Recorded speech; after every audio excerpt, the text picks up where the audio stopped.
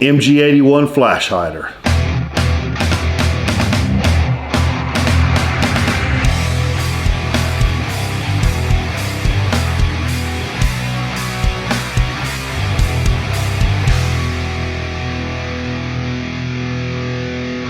Field Marshal here with Blaster Factory. Today I wanted to talk about the MG81 flash hider. I get a lot of people asking about this, and I thought I would break this one out of the safe. This is actually a real World War II vintage item here, which there are not very many of these. These are super sought after. And I use this to make my replica and get all the proper contours and things, which, you know, if you own one of these things, you've seen it. But this is actually a really neat greebly that's on a very famous blaster, you know, the ANH Hero. You can see it here. This is my steel replica with the Hensoldt and the bull barrel and the MG81 replica there. Now, one of the confusing things I think on the site, you know, for newer DL-44 builders, this is probably the most iconic DL-44. You know, it's usually the first one everyone sees, and you know, there's a lot of questions about how they mount this thing. I do it a couple different ways. Like if you buy the steel one, you know, you've got the flash hider, but on the greebly they have the bull barrel, which was a screw-on piece probably on the real replica. But in order to do this on the Denix and do this on a real Mauser, you know, I've had to make several different models and several different kinds for different skill levels. But basically, you know, it's like this, 1/4-20 screw, socket head, and that actually shows in the bottom of the replica here.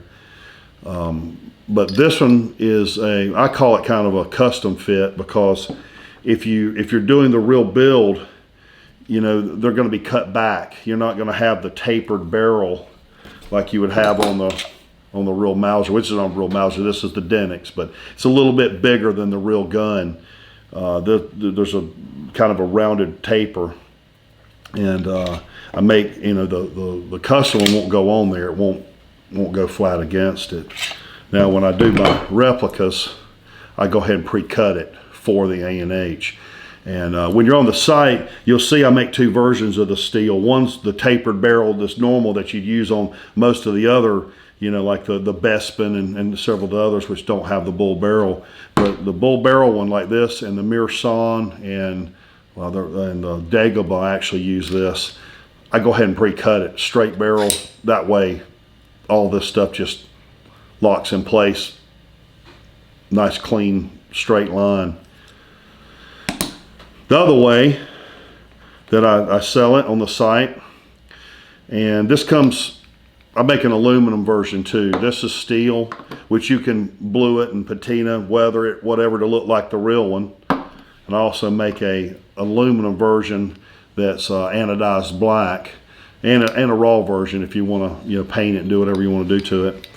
And then I have the slip fit version. Like if you have a Denix and you just want to basically have something to carry around, I make it, it's a little bigger back here, and it's got a cutout. That way it'll slip over and gets it into a pretty good little position, you know, so that your little facets here kind of line up with the flats around the receiver here. See that? That's something simple and easy. Once you put this on here, you can chop the end of the barrel off. Oh, I said this wrong a little while ago too. This ain't a 1/4-20. This is a 1032 socket head. Losing my mind. But that would be tapped. You tap a hole right there, and that would go through the flash hider and into the barrel and locks it on. Another version of this. Now this is, I didn't come up with this version of it. I think I actually got this from Scott Juarez, showed me how to do this. But I actually hold this in a lathe and backwards and spin it, and the tool comes down and actually reverse cuts this to take the taper off of the Denix, so that you can put So that way you can put the real, you put the Pro version. I can't see that real good. There you go.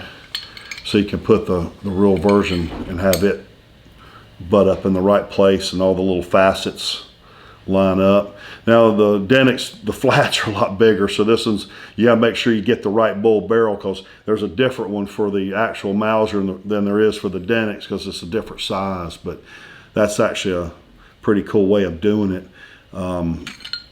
If you're doing this at home, you're going to have to use some type of grinder or sander. If you've got a little lathe, you can use a parting tool or whatever to go in there and take this material out.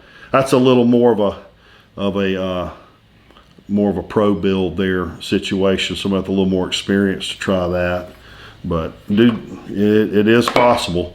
And there you have it. If you have any questions about these, oh hey, I can go over one more thing. You know, the Mearson actually has the same type of deal too. I've made a different bull barrel for the Mearson, but I have that one.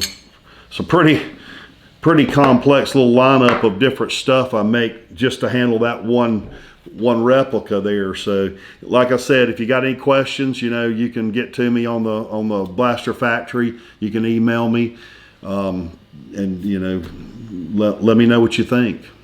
As always, if you're not following, hit the follow button and smash the like button, and see you next time.